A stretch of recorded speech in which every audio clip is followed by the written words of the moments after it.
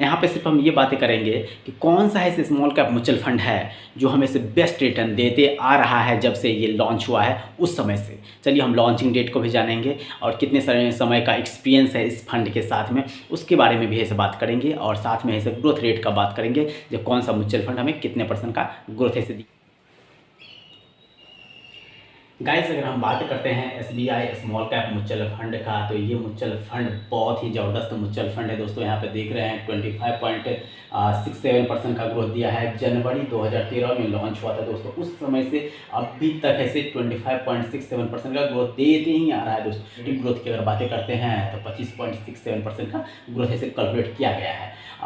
चलिए हम बातें करते हैं Nippon India small cap mutual fund का। मैं यहाँ पे सारे म्यूचुअल फंड स्मॉल कैप के कैटेगरी में ही आता है, मैं उसी का ऐसे बातें कर रहा हूँ। तो Nippon India small cap mutual fund की बातें करते हैं तो यहाँ पे आप देख रहे हैं कि 19.85% का रिटर्न दिया है दोस्तों। और सितंबर 2010 में लॉन्च हुआ था, उस समय से 19.50% का रिटर्न दे रहा है दोस्तों। अभी आप देख रहे हैं कि हमारा सेंसेक्स है से लगभग ऐसे 60,000 के पॉइंट पे चल रहा है। उस समय है से बहुत लगभग 4,000 पॉइंट से डाउन चला गया है। ठीक है, 4,000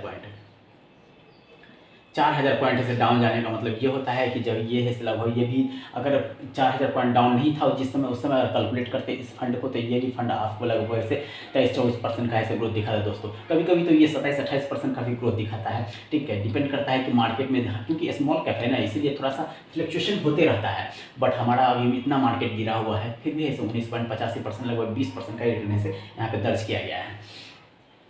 Kotak small cap mutual fund की अगर बातें करते हैं तो यहाँ ये भी 19.81% का रिटर्न दिया है। जनवरी 2013 में लॉन्च हुआ था दोस्तों, उस समय से 19.81% का रिटर्न से देते आ रहा है। किसी साल से 18% का रिटर्न देता है, किसी साल 25% का रिटर्न देता है, किसी साल 35% का रिटर्न देता है और किसी साल से 50% का रिटर्न देता है। टोटल कॉम्युलेटिव रिटर्न की अगर बातें करते हैं तो 19.81% से दर्ज किया गया है दोस्तों। चलिए हम axis bank small cap mutual fund की अगर बातें करते हैं दोस्तों, तो ये से 22.92% का ऐसे रिटर्न दिया है और नवंबर 11 2013 में लॉन्च किया गया था ये फंड को, जो कि इसे बेस्ट रिटर्न के कैटेगरी में आता है दोस्तों। आप देख रहे हैं यहाँ पे axis bank small cap mutual fund दोस्तों। और हम बातें करते हैं एक और म्यूचुअल फंड का, तो वो देख रहे हैं आप DSP small cap mutual fund है और ये भी रिटर्न दिया है 21.35% का। ये जो लॉन्चिंग डेट इसका है दोस्तों, वो जनवरी 2013 में ही ये फंड ऐसे लॉन्च हुआ था। उस समय से ये देखा जा रहा है तो 21.35% का ऐसे रिटर्न ऐसे दिया है। काफ़ी अच्छा रिटर्न दिया है। आपको भी म्यूचुअल फंड में इन्वेस्टमेंट, अगर आप पोर्टफोलियो बना के इन्वेस्टमेंट करते हैं, तरह से आपको कम से कम 18% का भी अगर ग्रोथ रेट मिला ना, कम से कम 18% का भी ग्रोथ रेट अगर मिला दोस्तों, तो आपका ऐसे दोस्तों 20 साल में, 20 ईयर में अगर आप देखेंगे तो 1,17,00,000 रुपये का फंड तैयार हो जाएगा। ठीक है, 1,17,00,000 का फंड तैयार हो जाएगा। ठीक है, 1,17,00,000 का फंड से आराम से तैयार हो जाएगा। ठीक है, तो इस तरह से कैलकुलेशन करते हैं। और बहुत में सबसे बड़ी बात ये है कि आप SBI टेक्नोलॉजी अपॉर्चुनिटी फंड को अगर देखते हैं दोस्तों, तो ये है 20.6% का रिटर्न दिया है। आप ये सोच सकते हैं कि ये बहुत ही बड़ा फंड है दोस्तों, ये बहुत ही बड़ा फंड है। आप शेयर मार्केट में इन्वेस्टमेंट करना चाह रहे होंगे तो शेयर मार्केट में इन्वेस्टमेंट करते होंगे तो किसी भी एक टेक्नोलॉजी में इन्वेस्टमेंट करते होंगे। ठीक है, या फिर किसी भी सेक्टोरियल फंड है कि किसी भी एक साइड में इन्वेस्टमेंट करते हैं, टेक्नोलॉजी से रिलेटेड फंड ये है। तो ये विप्रो में बहुत सारे ऐसे फंड हैं, टाटा ने मतलब रिलायंस में बहुत सारे ऐसे फंड है टेक्नोलॉजी से रिलेटेड, उसमें ऐसे इन्वेस्टमेंट किया गया है। और ये फंड काफ़ी पुराना फंड है दोस्तों, आप देखेंगे तो काफ़ी पुराना फंड है। ये फंड हमारा कम से कम है दोस्तों ऐसे 20 साल से चलता हुआ आ रहा है, 20 ईयर से ऐसे चलते हुए आ रहा है। ये फंड 20 साल से ऊपर का ऐसे हो चुका है।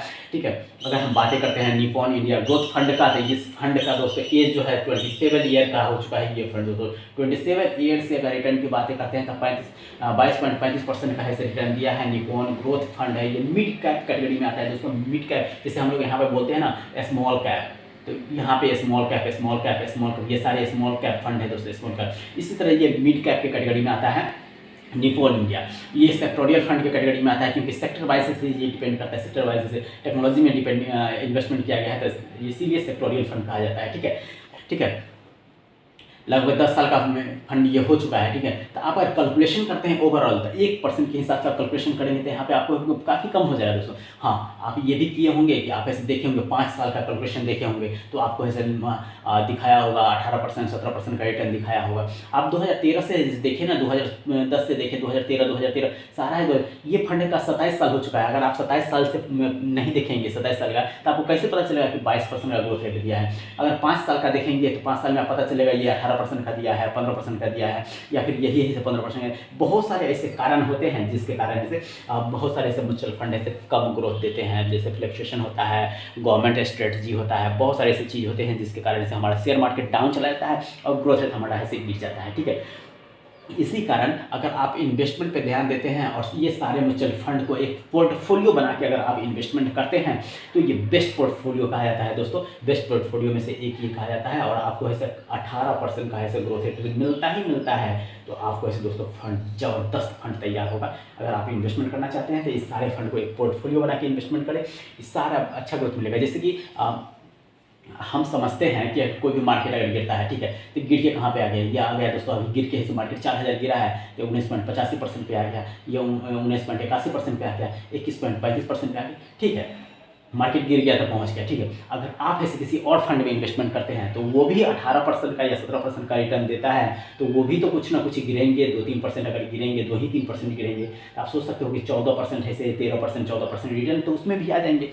उससे अच्छा है कि हम ऐसे 25% से ऊपर वाला फंड में इन्वेस्टमेंट करें, ताकि हमारा जो 1-2%, 5%, 5% गिरता भी है, 8% गिरता भी है, तो हमारा 19% का ऐसे रिटर्न कैलकुलेट किया जाता है दोस्तों। तो इस तरह से आप ऐसे पोर्टफोलियो बना के इन्वेस्टमेंट करते हैं, ताकि आपको काफ़ी अच्छा रिटर्न मिलता है। अगर 18% का ऐसे ग्रोथ रेट के हिसाब से कभी भी कैलकुलेशन करते हैं तो हमारा ऐसे बहुत अच्छा ऐसे फंड ऐसे तैयार हो जाता है। तो इसलिए आप 18% से ग्रोथ, तो आप इसलिए आप 18% के अकॉर्डिंग ऐसे कैलकुलेशन करें और ऐसे अपने फंड को तैयार करें दोस्तों।